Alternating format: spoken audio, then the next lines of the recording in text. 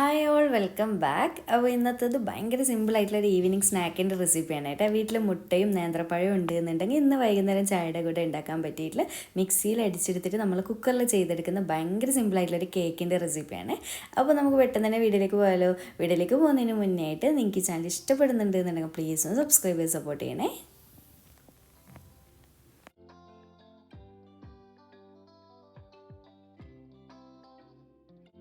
അപ്പോൾ ആദ്യം തന്നെ ഞാൻ ഇതുപോലെ ഒരു ബൗളിലേക്ക് ഒരു അരിപ്പ വെച്ച് കൊടുത്തിട്ട് അതിലേക്ക് 1 കപ്പ് അളവിൽ മൈദയാണ് ചേർത്ത് കൊടുത്തിട്ടുള്ളത്. 250 ml മെഷറിംഗ് കപ്പിൽ അതിലേക്ക് 1/2 ടീസ്പൂൺ ബേക്കിംഗ് സോഡയും 1 ടീസ്പൂൺ ബേക്കിംഗ് പൗഡർ ഇട്ട് കൊടുത്തിട്ടുണ്ട്.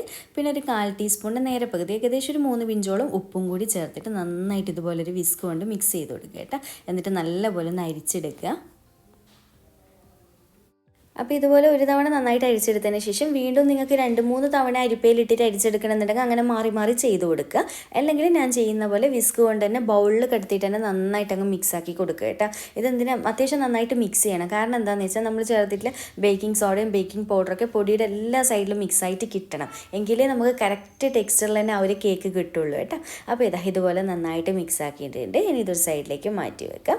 അതിനുശേഷം നമ്മുടെ മിക്സിയുടെ ചെറിയ ജാറില്ലേ നമ്മൾ ക്രഷ് ചെയ്തെടുക്കുന്നത്, ആ ഒരു ചെറിയ ജാർ എടുത്തിട്ട് അതിലേക്ക് 1/4 കപ്പ് അളവിൽ പഞ്ചസാര ചേർത്ത് കൊടുത്തിട്ടുണ്ട് കേട്ടോ. അപ്പം മധുരം ഓവറായിട്ട് വേണമെന്നുണ്ടെങ്കിൽ ഒരു 2-3 ടേബിൾ സ്പൂൺ എക്സ്ട്രാ ഇനിയും ചേർക്കുക കേട്ടോ.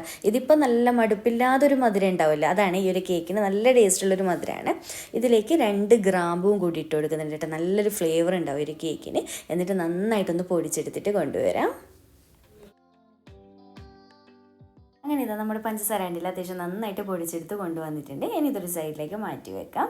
ഇനിയിപ്പോൾ നമ്മുടെ മിക്സിയുടെ വലിയ ജാറില്ലേ അതെടുത്തിട്ട് അതിലേക്ക് 4 മുട്ട പൊട്ടിച്ചൊഴിച്ച് കൊടുക്കുന്നുണ്ട്. അത്യാവശ്യം വലുപ്പമുള്ള സൈസ് 4 മുട്ടയാണ് എടുത്തിട്ടുള്ളത്. ഇതിലേക്ക് 1 ടീസ്പൂൺ വാനില എസൻസ് ചേർത്ത് കൊടുക്കുന്നുണ്ട്.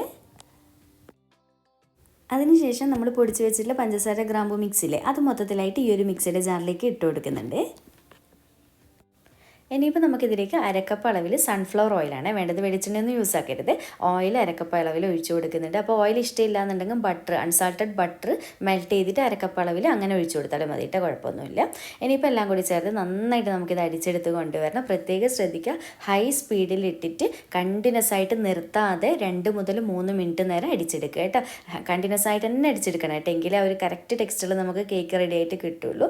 അങ്ങനെ ഇത് അടിച്ചെടുത്ത മിക്സ് ഈ ഒരു ബൗളിലേക്ക് ഒഴിച്ച് കൊടുക്കുന്നത് കണ്ടില്ലേ. നമ്മൾ ബീറ്റർ വെച്ച് അടിച്ചെടുത്ത പോലെ നല്ല അടിപൊളിയായിട്ട് നല്ല പതഞ്ഞ് ഉഷാറായിട്ട് കിട്ടിയിട്ടുണ്ട് കേട്ടോ. നമ്മുടെ ബാറ്റർ ഈ ഒരു ടെക്സ്ചറിൽ തന്നെ കിട്ടണേ, പ്രത്യേകം ശ്രദ്ധിക്കണം.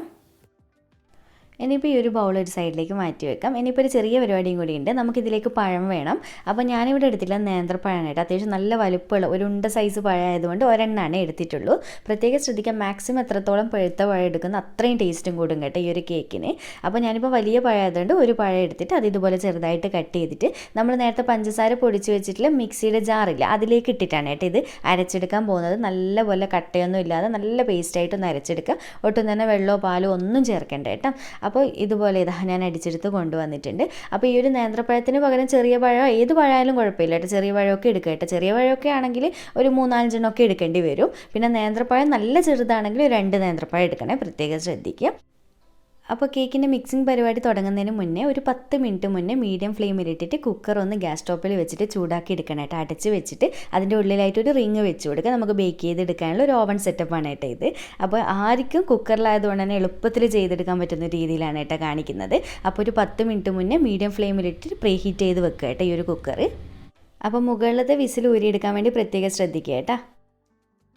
അടുത്തത് നമ്മൾ നേരത്തെ റെഡിയാക്കി വെച്ചിട്ട് ബാറ്ററിലേക്ക് നമ്മൾ ഫസ്റ്റ് മിക്സ് ചെയ്ത് വെച്ചിട്ടുള്ള മൈദ മിക്സൊക്കെ ഇല്ലേ അത് കുറച്ചായിട്ട് ഇട്ടിട്ട് മിക്സ് ചെയ്തെടുക്കുക. അതായത് ആ മൈദ മൊത്തത്തിൽ ഒന്നിച്ചിടാതെ 3 ബാച്ചായിട്ട് കുറച്ചായിട്ട് ഇട്ടിട്ട് മിക്സ് ചെയ്ത് കൊടുക്കുക കേട്ടോ. അപ്പോൾ ഇതുപോലൊരു വിസ്ക് കൊണ്ട് നന്നായിട്ട് മിക്സ് ചെയ്ത് കൊടുക്കുക. ഒന്നും അവിടെ ഇവിടെ ഒന്നും കട്ടയൊന്നും ഇല്ലാതെ. പിന്നെ പതുക്കെ മിക്സ് ചെയ്ത് കൊടുക്കുക കേട്ടോ. അപ്പോൾ ആ ഒരു കേക്കിൻ്റെ ആ ഒരു പതയൊക്കെ നഷ്ടപ്പെടാതെ നല്ല രീതിയിൽ കിട്ടാൻ വേണ്ടിയിട്ടാണ്. അപ്പോൾ ഇതുപോലെ പതുക്കെ ഒന്ന് മിക്സ് ചെയ്ത് കൊടുക്കുക. അപ്പോൾ ഇതുപോലെ ഞാൻ കുറച്ചായിട്ട് ഇട്ടിട്ട് 3 തവണയാക്കിയിട്ട് കുറച്ച് ഇട്ടിട്ടാണ് മിക്സ് ചെയ്ത് കൊടുക്കുന്നത്. പിന്നെ ഒരു കാര്യം ശ്രദ്ധിക്കുക, നമ്മൾ എന്താ പറയുക ഹറിബറി ആയിട്ടല്ല ആ സൈഡിലായിട്ട് അങ്ങനെ മിക്സ് ചെയ്യാതെ ഒരു സൈഡിൽ തന്നെ റൊട്ടേറ്റ് ചെയ്തിട്ട് മിക്സ് ചെയ്യാൻ വേണ്ടി പ്രത്യേകം ശ്രദ്ധിക്കട്ടെ. അപ്പോൾ അതിനനുസരിച്ച് നമുക്ക് കേക്ക് നന്നായിട്ട് കിട്ടും. അതിന് വേണ്ടിയിട്ടുള്ളൊരു ടിപ്പാണ് കേട്ടോ. എല്ലാവർക്കും അറിയുന്നത് തന്നെയായിരിക്കും എന്നാലും. അപ്പോൾ ഈ ഒരു രീതിയിൽ ഞാൻ മൊത്തത്തിൽ ഇട്ടിട്ട് നന്നായിട്ട് അങ്ങ് മിക്സ് ചെയ്ത് കൊടുത്തിട്ടുണ്ട്, ഒട്ടും കട്ടയൊന്നും ഇല്ലാതെ. ഇനിയിപ്പോൾ എന്താ ചെയ്യേണ്ടതെന്ന് വെച്ചാൽ നമ്മൾ പഴം അടിച്ച് വെച്ചിട്ടില്ലേ ആ ഒരു മിക്സിയുടെ ജാറിൽ അതും കൂടി മൊത്തത്തിൽ ഇതിലേക്ക് ഒരു സ്പൂൺ കൊണ്ട് ഇട്ട് കൊടുത്തിട്ട് അതും കൂടി ഒന്ന് ഇതുപോലെ മിക്സ് ചെയ്ത് കൊടുക്കുക കേട്ടോ. പഴം ഒട്ടും കട്ടയില്ലാതിരിക്കാൻ വേണ്ടി പ്രത്യേകം ശ്രദ്ധിക്കണം. പിന്നെ ഈ ഒരു ടൈമിൽ നിങ്ങൾക്ക് അണ്ടിപ്പരിപ്പ്, ബദാം അങ്ങനത്തെ എന്തെങ്കിലും നട്ട്സൊക്കെ ഇഷ്ടമുണ്ടെന്നുണ്ടെങ്കിൽ അതും കുറച്ച് ഇട്ടിട്ട് മിക്സ് ചെയ്ത് കൊടുത്താൽ മതി. നന്നായിട്ട് പൊടിയായിട്ട് കട്ട് ചെയ്തിട്ടോ അല്ലെങ്കിൽ ഒന്ന് കുത്തിയെടുത്ത് ക്രഷ് ചെയ്തിട്ടൊക്കെ ഇട്ട് കൊടുക്കുക കേട്ടോ. അപ്പോൾ കടിക്കാൻ വേണ്ടിയിട്ട് നല്ല ടേസ്റ്റ് ആയിരിക്കും. ഞാനിപ്പോൾ അതൊന്നും ഇടുന്നില്ല. ഇതെല്ലാം കൂടി ചേർത്തിട്ട് ഈ ഒരു രീതിയിൽ മിക്സ് ചെയ്തെടുത്തിട്ട് അങ്ങനെ ഇത് നമ്മുടെ ബാറ്ററൊക്കെ സെറ്റായി കേട്ടോ. ലാസ്റ്റ് ഒന്ന് സ്പാച്ചിൽ വെച്ചിട്ട് സൈഡൊക്കെ ഒന്ന് ഇതുപോലെ ഒന്ന് വടിച്ച് ഒന്നങ്ങ് നടുവേ ഒന്ന് വലിച്ചു കൊടുത്തതിന് എയർ ബബിൾസൊക്കെ ഉണ്ടെങ്കിൽ ഒന്നങ്ങ് സെറ്റായിക്കോട്ടും കേട്ടോ. ഇത്രയേ ഉള്ളൂ. ഇനിയിപ്പോൾ നമുക്ക് പെട്ടെന്ന് തന്നെ കേക്ക് ഇങ്ങനെ ബേക്ക് ചെയ്യുന്നതെന്ന് നോക്കാം. ഇനിയിപ്പോൾ നമുക്ക് ബാറ്റർ ഒഴിക്കാൻ പാകത്തിനുള്ള ഒരു ബൗൾ എടുത്ത് വെക്കുക കേട്ടോ. അത് സ്റ്റീലിൻ്റെ ബൗളോ അലൂമിനിയോ അല്ലെങ്കിൽ കേക്ക് ടിന്നോ ട്രേയോ ഏതായാലും കുഴപ്പമില്ല കേട്ടോ. ഏകദേശം ഒരു 7 മുതൽ 8 ഇഞ്ച് സൈസ് വരെയുള്ളത് എടുക്കുക. കാരണം ആ ഒരു ബാറ്റർ നമ്മുടെ പൊങ്ങി കിട്ടുമ്പോൾക്ക് ആ ഒരു സൈസ് ആവും കേട്ടോ. അതുകൊണ്ട് പ്രത്യേകം ശ്രദ്ധിക്കുക. ഇനി ഞാൻ ഇതുപോലെ എടുത്ത് വെച്ചിട്ട് അതിലേക്ക് ഒരു ബട്ടർ പേപ്പറൊക്കെ ഒന്ന് ഓയിൽ ബ്രഷ് ചെയ്തിട്ട് അടിയിലുമായിട്ട് ഒന്ന് വെച്ച് കൊടുത്തിട്ടുണ്ട്. അതിലേക്ക് നമ്മൾ റെഡിയാക്കി വെച്ചിട്ടുള്ള മിക്സില്ല അത് പതുക്കെ മൊത്തത്തിലായിട്ട് ഒഴിച്ചു കൊടുക്കുന്നുണ്ട്.